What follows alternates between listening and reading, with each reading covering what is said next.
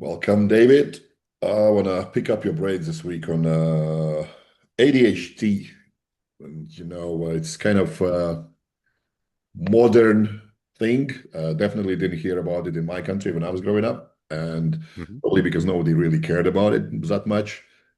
And do you want to open it up with explanation what it is, maybe some real life kind of examples, what's where, how, and how serious it is for somebody to maybe get diagnosed themselves. Yeah, so there's definitely different varying degrees of ADHD. Um, and some of them, if they're severe enough, um, get misdiagnosed, right? So that let's talk a little bit about that, right? Like what is ADHD in terms of um why it displays kind of the characteristics that it displays. And basically it's not, ADHD stands for attention deficit disorder, uh, or something along those lines. There's a deficit in attention or inability to like stay focused, that type of stuff. That's what most people are going to associate with ADHD. But here's the thing: ADHD itself is a lack of dopamine coordination, not necessarily dopamine production, but dopamine coordination, meaning you either deplete dopamine too fast or don't replete it fast enough. And so you end up in kind of almost like modes of like, oh, I'm doing really well, I'm focusing or whatever, it might be 10 or 15 minutes or whatever. And then all of a sudden there's like this lull in the ability to stay attentive to that. In other words, dopamine production has dropped off or the conversion has dropped off. And now all of a sudden you've moved on to another thing. Dopamine is not a reward hormone or neurotransmitter. Like most people associate it with, oh, this is like reward and that sort of stuff. And what it really is pattern recognition hormone. That's so what it's doing is it's allowing you to stay in the same pattern of thought processes, right? Like if you're working on math, it's going to allow you to focus or continue the pattern of mental neural firing for math problems. If you're working on, something physical, it's going to allow you to, and here's the thing, like your body doesn't make dopamine just in the brain, right? It makes dopamine in the body as well for dopaminergic coordination of muscles and things of that nature. So people with ADHD tend to be more physical.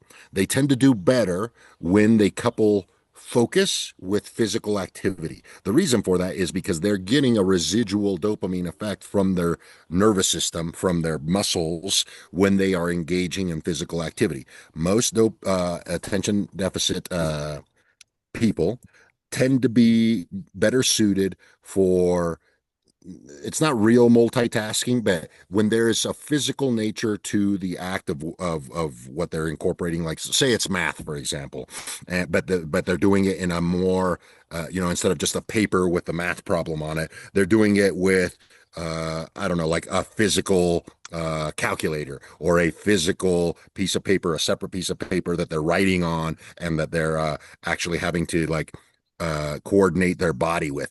That tends to be better when you have ADHD because you're now turning on motor units, movement and coordination that require dopamine at the same time that you're thinking through problems and things of that nature.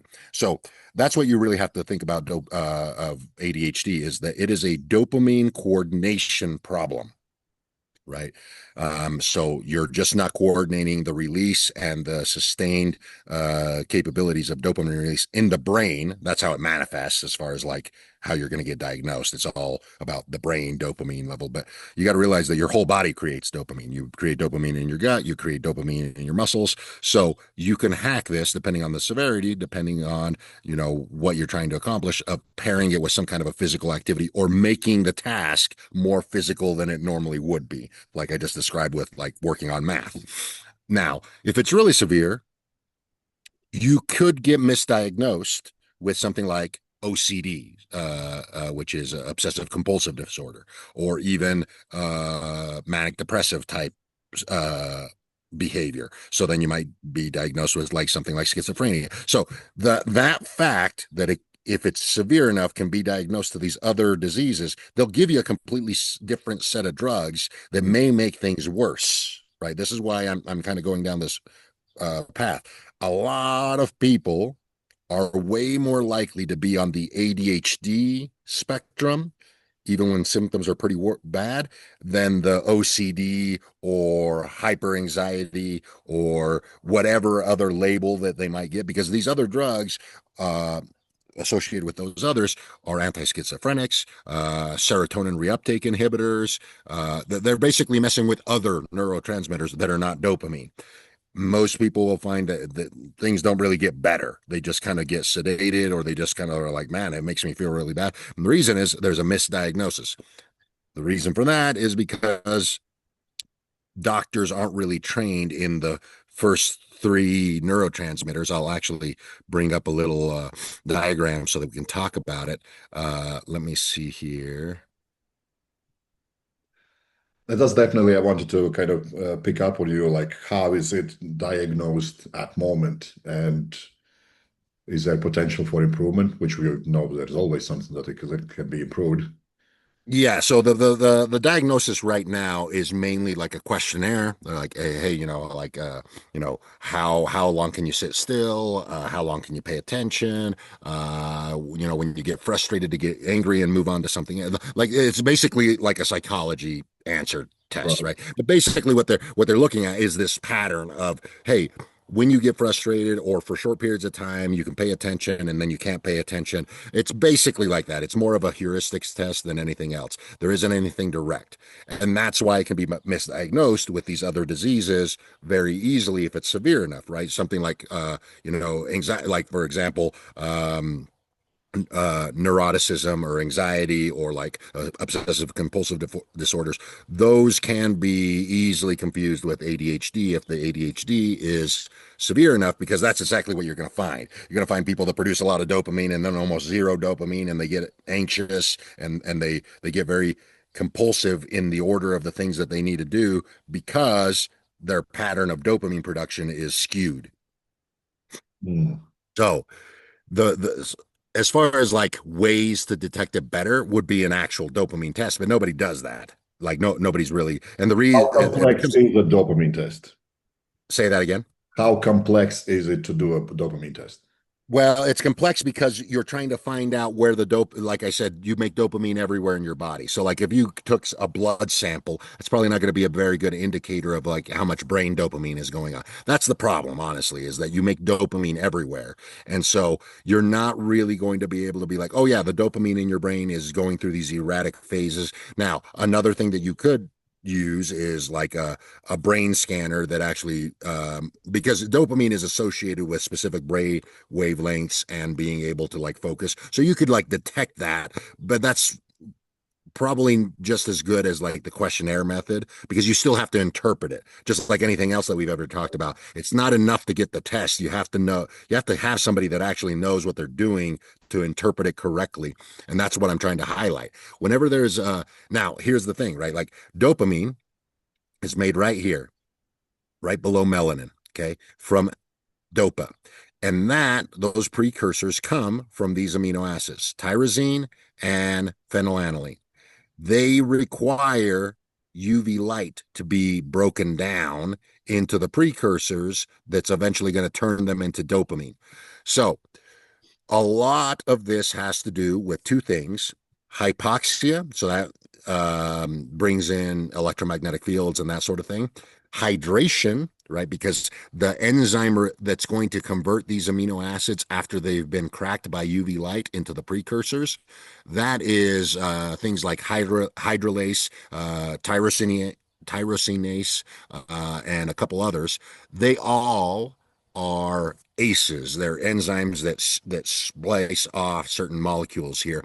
They are heavily water dependent, right? So they are hydration dependent, very, very similar to the vitamin D thing that we discussed periodically a little bit in the previous video, whereas, hey, you can be getting a lot of sunlight, but you may not be making a lot of dopamine or melanin or vitamin D if hydration is off because the enzymes are related to like that downstream effect of like, oh, you got sun and now it's this different molecule and now it turns into these others that's dependent on hydration. I find Yeah. I personally have a child that's been diagnosed with ADHD. I find that people with ADHD tend to be underhydrated very, very often. And they tend to also skew, whether it's a chicken or the egg scenario, I don't really know, but they also tend to skew towards synthetic foods more often, that sort of stuff. They tend to accumulate deuterium. Their behaviors, right, tend to accumulate deuterium. They're slightly dehydrated and they tend to not get very much sun. Now, I have a particular working theory of like why my particular, because it's my youngest, which is right around the time when the cell phone tower was built next to our house. So there is let's say a downstream epigenetic effect that I feel went on there. But the thing is, it has gotten better since we've moved away from that house, and I have him drink deuterium depleted water once a day. Over the last couple months, he hasn't needed any of his medication and seems to be doing fine. Now, I wouldn't suggest that that's what everybody needs to do, but this is what I'm focusing on. Hey, can we get him to take these amino acids and turn them into the precursors of dopamine as often as possible? And Right. again, you're looking into where is the problem, not how do I mask the problem. Which Right, because see the medications for ADHD, let's just we haven't talked about that, so we might as well right now. They are dopamine drugs, right? We have Adderall, we have Ritalin, we have modafinil. Modafinil is going to be the more refined of all three of those. It isn't really that dopaminergic, meaning it does stimulate the dopamine receptors, but it's not full on a lot of dopamine. It's manufactured that way. It's really more for wakefulness and good brain thinking for extended periods of time. It does have an effect on keeping things hydrated. Modafinil tends to keep the brain more hydrated, so it allows for more of your natural dopamine production to happen. Mm. But if you are truly ADHD and you are truly dopamine deficient or dopamine have dopamine inconsistencies, the ones that you're going to want to look at are going to be things like Ritalin or Adderall. The difference between the two is the molecular spin of the atoms. They're either left-handed or right-handed. They'll just be described by an L or an R. I'll probably mess this up, but one of them, Ritalin, for example, has more of one than the other, and Adderall has more of the other than the than the Ritalin one.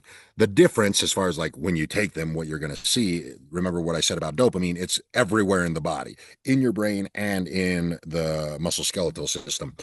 Ritalin tends to be affecting global dopamine receptors more than Adderall. So, what I mean by that is when you take Ritalin, you're going to find that you feel more physically active as well as mentally focused because it's stimulating globally the dopamine receptors everywhere in the body.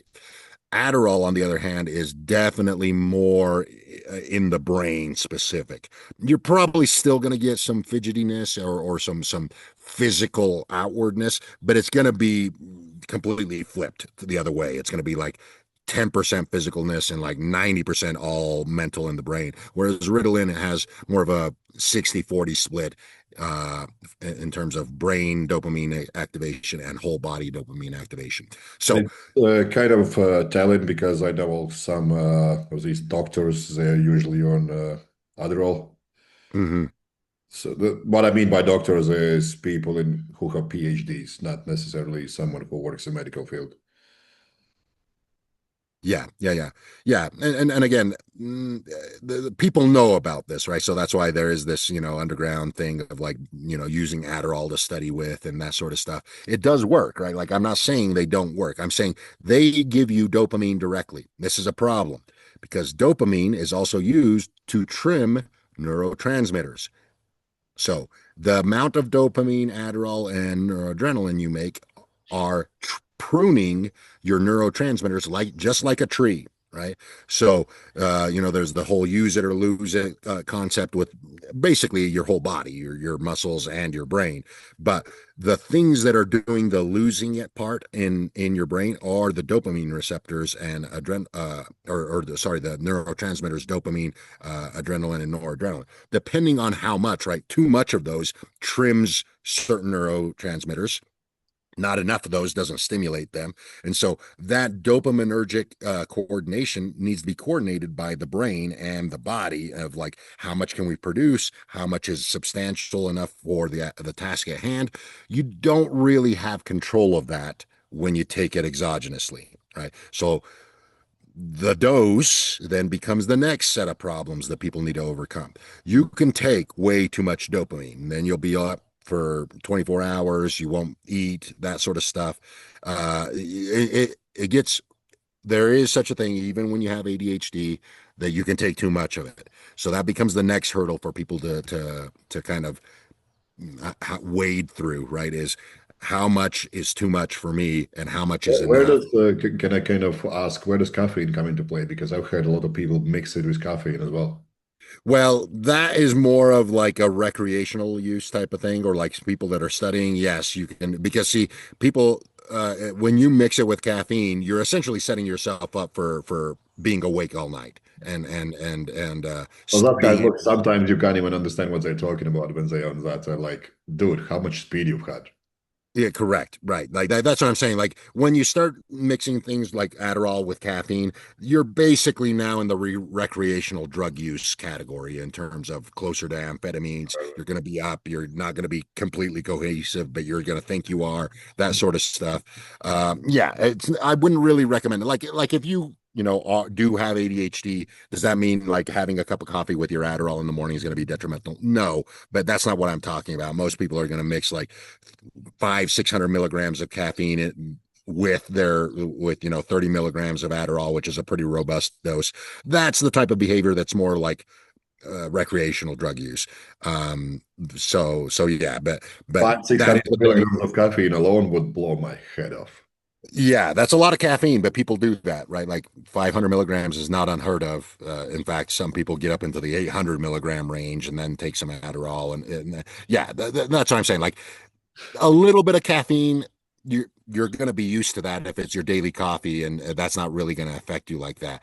But you amplify the effects of something like Adderall for like wakefulness and things of that nature. Yeah, you combine it with caffeine, or you can use something like modafinil, which is the purpose of modafinil, which is wakefulness first, dopamine stimulation secondary, that sort of stuff. So there are those concepts that you need to navigate with ADHD. But the key point is it is a dopamine coordination problem. So the first thing that you need to really recognize is that let me see here. Scroll down a little bit. In order to turn tyrosine into dopa and all the way down into melanin, eumelanin, or dopamine, you need to be hydrated and you need to get some level of sunlight for these first two steps. You see that there's a little flash here, a little icon for this is meant to represent sunlight. These first two steps are sunlight dependent, UV light dependent. The next steps are hydrogen dependent or hydration dependent. So, getting outside in the middle of the day is very, very, very productive for stimulating these first two steps, and then making sure that you're well hydrated and that you are actively doing either some level of sweating, some level of physical activity. Again, this has twofold consequences for somebody with ADHD. Number one, you're going to produce dopamine physically because you're using the physical side of the nervous system whenever you do things physically. Number two, sweating, whether it's through exercise or sauna, is also helpful for depleting uh, heavy hydrogen or deuterium, and that all of those play a role with the coordination. Like I mentioned, I'm very trying to be very specific here. It's not dopamine deficiency; it's dopamine not coordination. It's so what coordinates things? Enzymes do, and when we talked about deuterium and the deuterium depleted water video, I mentioned the deuterium is twice as heavy as light hydrogen. What does that mean? It means that things go slower, right? Whenever you have twice as much mass, so the water that's running these enzymes for dopamine production holds on to the step a little bit longer than if it was light hydrogen, or twice as long to be more specific, because it's got twice as much mass. So the coordination, the timing of how you release dopamine and how it interacts with the body is misstepped. Does that make sense? It goes back to most people are probably getting enough sunlight to make enough dopamine, but it's misfiring in its sequence of events. And that has to do with deuterium. So for most people, I would say if your symptoms are very mild, it is probably a deuterium problem and not a sunlight problem. In other words, it's not a problem of creating dopamine. It's a problem in how the enzymes release that dopamine into the bloodstream in specific tissues like the brain versus the body. Yeah, it brings me to kind of now thinking back that when I was growing up, it wasn't so popular to have LED lights anywhere, whereas now Mm-hmm. they're pretty much everywhere. So Correct. now ADHD as well goes through the roof. So you also already mentioned electromagnetic fields, 5G towers and all that kind of stuff. And we have more and more people diagnosed with this later in life now. And it's maybe because those people just were not exposed to all the things that can deplete their dopamine early in life because of Yep. the condition, because of the environment they were raised up and Well, all those kind of things. yeah, and if you kind of take what I just said, right, it's not a dopamine creation problem most of the time. It's a dopamine coordination problem.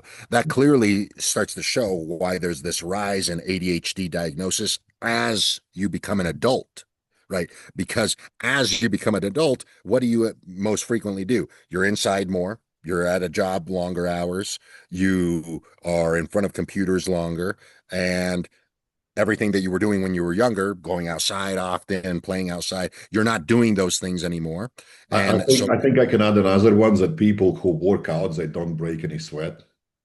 yeah, yeah, if they're 80, Like yeah, they yeah, go to gym and they go like, I need to do 4 sets of this, and I'm like, you barely even exhausted yourself. It's not yeah, normal. yeah, yeah. So a lot of behavior changes happen, and those behavior changes almost always involve being indoors under LED lighting, in front of computer screens, and more. What is that going to do? It's going to dehydrate you more, right? That's why I'm saying most of this problem is a coordination problem, and it has to do with the isotope effect of deuterium, heavy water, versus light water. And that's almost always by engaging in things that deplete tissues of their ability to hold on to water. Blue light, for example, is going to be and there's studies on this. So this is why Parkinson's disease and Alzheimer's disease are showing so good results by shining intracranial red light therapy to the brain. Red light therapy is not just ATP production, it is water production. Remember mitochondria, when they make ATP, they make CO2 and water. So when you shine red light on the brain and you have, Alzheimer's or Parkinson's, which is a dopamine production problem. Remember, Parkinson's is a very late stage dopamine creation problem in the brain. So shining red light in the brain intracranially has shown that they start hydrating the brain, and all of a sudden dopamine production starts to be more regulated. That's why I'm saying ADHD or any of these dopamine specific neurological problems are almost always going to start with the hydration problem because of modern living. So you can start two things: removing as much of that stimulus as you can, which goes back to our basics of, hey, just get outside often enough that you're taking a break from modern technology and modern indoor lighting. So Or, when you say this, what would be your strategies to kind of make that more enjoyable? Because most of the time people just not gonna commit to it. Like I know when I go and work with somebody, I usually spend time with them. I physically drag them out. yeah, yeah, yeah, They, yeah. they So, have no choice but to come outside. So after a week or two, their behavior changes completely. And it's not just them. I like working with kids, and their kids also change as well. It's like, and they go like, "Wow, I never expected this." But how do you go about this in any other way? Is there any other way apart from just like somebody knocking on your door and dragging you out, or what could you? Well, to tell you the truth, the problem is exactly that, right? So ADHD is this dopamine miscoordination. So it's really hard to be like, oh, I'm working on this thing and I need to get it done, but I can't get it done. And really what I need is I need to go outside so I can start making my own dopamine, but I need to get this thing done. It's like a loop of like inability to, it's, like a paralysis for by analysis type of scenario. So what I like to tell people is number one, the first thing you have to develop as somebody who has ADHD, whatever level it is recognize, or the ability to recognize when you're in this loop, which is causing you anxiety, causing you frustration because you can't get things done or you can't focus, or you were thinking about something and next thing you know, you're doing something completely different that you shouldn't be doing yet. That you're the only one, unless you have somebody outside of you watching you, you're the only one that's going to be able to catch that. Once you catch that, you really have two choices, right? Do something physical so that you can stimulate dopamine reuptake cascades, because you're going to make dopamine neurologically when you move your body, or taking a little break of basically you want to brainwash yourself into some level of movement. Even if it's not outside, it will be helpful. That has been the thing that I find helps most people the most immediately. As simple as, hey, I've recognized that. So number one, that's the hardest part, is recognizing that you're in that problem when you're in the problem, right? Not 2 hours later or 3 hours later once you've wasted all this time. That's probably the most difficult part, and most people can catch on to that. The next step is then the hardest, which is, hey, I need to do something physical, even if it's just doing some jumping jacks. I'm not joking when I say that. You literally just pause what you're doing, do 10 seconds of some jumping jacks, and then let your brain kind of do whatever it's going to do. Maybe you're going to go get a snack, maybe you're going to get a drink or whatever. And then you will notice that after about 5 more minutes after that physical activity, you start to be a little bit more level headed. And the reason is because you created dopamine in the bloodstream, and now that dopamine is also interacting with the brain, because dopamine can cross the blood brain barrier. And so now you low level brought in some dopamine at a more coordinated, cohesive manner. You could always do it the way that I would manage my son's ADHD, which is short acting dopaminergic drugs like Adderall, but not the extended release. And the reason for that is this is a training scenario, right? Like what I just described is something that you can learn and teach yourself. There's going to be days where you don't want to do that, right? So you can take some short acting Adderall or Ritalin to make sure that you are on focus for that particular, if it's very important, maybe it's an important job, or maybe it's an important interview or whatever, right? There are reasons for taking it. And that's what we do or that's what I do with my kid. Whenever there's like really hard math that needs to be learned or whatever, we do use that. But we make sure that when it's an easy day, he learns these behavioral modifications that he can do to do that. It can even be as simple as specific breathing, like box breathing. Box breathing tends to bring up CO2 in the blood. It tends to stabilize neurotransmitters. So any of these tricks can be helpful. They're all physical, right? This is what I got to get people to understand. It's all physical. It's all going to be physical because you're dependent. If you have a dopamine misfiring problem in the brain, you're going to be dependent on the muscle tissue, the muscle skeletal tissue, to create this excess dopamine that runs around in the blood that can still stimulate the brain. That's all going to be physical. The level of physical activity is going to be pretty broad, right? Like it doesn't have to be jumping jacks. Like my kid loves a particular breathing technique. He'll just go, to a quiet place or whatever and do a particular breathing technique, and he feels a lot better after he's done and can think more clearly. Another thing that he likes to do is he just likes to go outside. He's like, I just want to go outside. So he'll just run outside and do whatever he wants, right? He'll throw a rock or play with a stick or whatever, right? It doesn't really matter. But after about 10 or 15 minutes, he comes back in and he goes, oh, I feel much better. And then he can do that. So the key there is he gets better at figuring out when he's in this dilemma of, I can't focus, but I need to focus. How do I re-bring in my focus. He's getting better at that behavior. So that's really what it is training you to recognize when you need to actually do this extracurricular activity to bring up dopaminergic responses. Now, having said that, can this be corrected 100% of the way? I believe it can, especially if it's mild. If you deuterium deplete the body enough and you get enough sunlight, you will make excess dopamine. You will cultivate more dopamine than you actually can use up. So that's actually the next experiment that's going on. Like I mentioned, for the last couple of months, I've been giving my son some deuterium depleted water, and it is just barely getting into the summertime season. And he hasn't had to take any medication for a month. It does seem to be working very, very well for him to be able to regulate himself very easily. And it does seem like he's more focused. I'm going to do it for the whole summer. He's going to do it for the whole summer.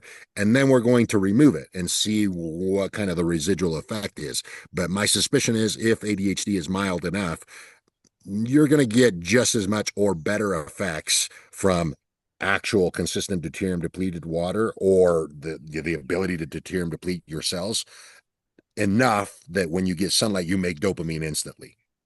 Mm.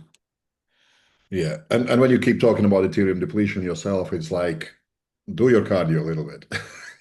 Yeah, do your cardio, eat whole foods, do not eat junk food, right? Like that's the biggest thing. Like people are like, well, how do I accumulate deuterium? The easiest way to accumulate deuterium, you're not physically active, you don't go outside very often, and a lot of the food that you eat, especially the protein sources, are synthetic. Mm. Yeah, so protein bars and protein shakes and all that Yeah, stuff. because see, those have a different hydrogen molecule because the people that are making it in the lab don't have control of hydrogen isotope kinetics, right? They're just making it, right? And so they don't have control of that. My suspicion is if you were to put them under an actual spectroscope or even an MRI machine, you would see that they have more deuterium than the equal amino acid profile from a steak or whatever is going to have way less deuterium in it than the synthetic food. So that's the recipe for getting deuterium, right? No sunlight, very little physical activity, lots of synthetic proteins. You're probably going to accumulate deuterium in that consequence. You can add a fourth one to that, which is high amounts of electromagnetic fields, because that stops the body from naturally depleting deuterium, and at the same time, it's dehydrating tissues. So even a little bit of extra deuterium makes a big problem because you're already dehydrated from lots of electromagnetic fields. The way that you undo that, make sure that you get sunlight appropriately at the different times of the day, right? One in the morning, one in the middle of the day is what I would suggest. Number two, if you really do suspect that it's a hydration problem, you have blood markers that are showing high hydration problem, or you have blood markers like calcium that's really high that's showing cellular stress. That's when I would say you're going to want to, at least go with some level of deuterium depleted water. For a given amount of time, you will notice if you are deuterium depleting your body correctly, you will notice with more energy. You will notice with an easier ability to focus and be disciplined. The reason why is because discipline also comes from dopamine. Discipline also comes from neurotransmitters. When you facilitate the ease and production of sunlight, amino acids moving towards neurotransmitters, when you facilitate how fast that happens through proper hydrogen production in the body, you accelerate how well you can adapt mentally, right? Mm. Like a new task doesn't seem as hard to grasp. The ability to focus isn't quite as hard, even for normal people. Normal people without ADHD still notice these effects when they deuterium deplete their body effectively. People with ADHD will definitely notice that effect. And it may even make it so that it's not noticeable anymore. Does that mean you have to take the deuterium depleted water all the time? It really depends on your living situation or like how you got to a deuterium heavy state to begin with. Mm.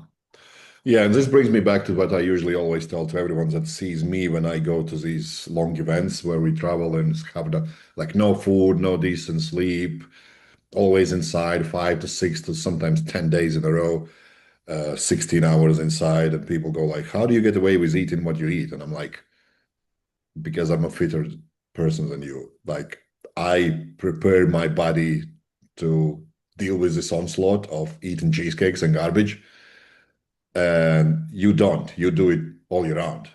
So this is why your body kind of gets bombarded with this inability to have energy. Like we've been outside for meals every single time. When we finish meal, I'll start jumping around. Hmm. Someone else Hmm. I just start falling asleep. Majority Yeah, of yeah. people will just feel lethargic after meals. Like I am Yeah, just so full of energy, it's insane.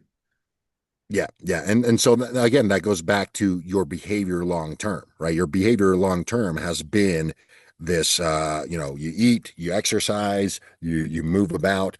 The body gets tuned into that rhythm. Like the body is basically a clock mechanism that's tuned for every process of the body, including what happens after meals. How do you feel after meals? That sort of stuff.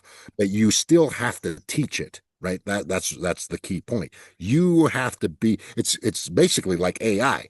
AI is great, but if you don't teach it correctly, it's Yeah. it's garbage, Yeah. right? It's no different. Your body is the AI that's adapting real life by the inputs that you give it. Same thing with your children and that sort of stuff. So it's one of those things where um, knowing these things, right? Like knowing that this is a dopamine coordination problem immediately sets the stage for better decision making around how you're going to handle it, right? How Uh, long you do know, you think it takes for people to start feeling benefits? Because a lot of people will not have ADHD and they will still have like a brain fog and whatnot, which seems like all this would alleviate all that. What do you say? A week, 2 weeks, 3 weeks? 2 weeks, 2 to 3 weeks, 2 to 3 weeks, and you will notice a difference. Yes. Yes. It won't be like, oh, like caffeine, like I have all this energy and it's not going to be like a drug. It will feel very natural and it'll almost kind of creep up on you like, man, this is just not normal how I would normally act.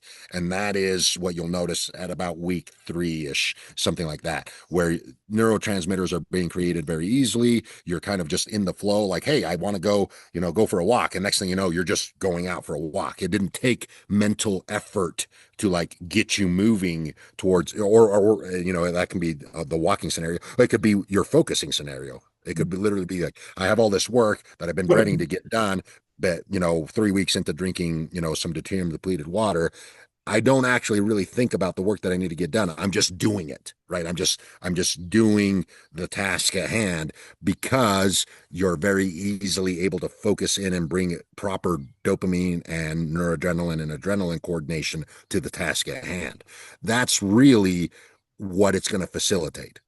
To me, what I see like the deuterium depleted water specifically being the low-hanging fruit, also the most expensive one, because Right. we both have seen that the most efficient way to deplete deuterium is doing cardio, like getting a Yeah. sweat on.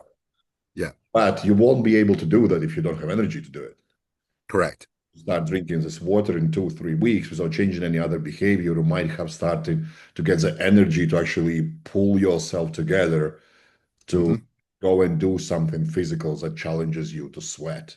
And Yeah. then the ball starts to roll, so to speak, right? Yes. Yeah. Yeah. Yeah.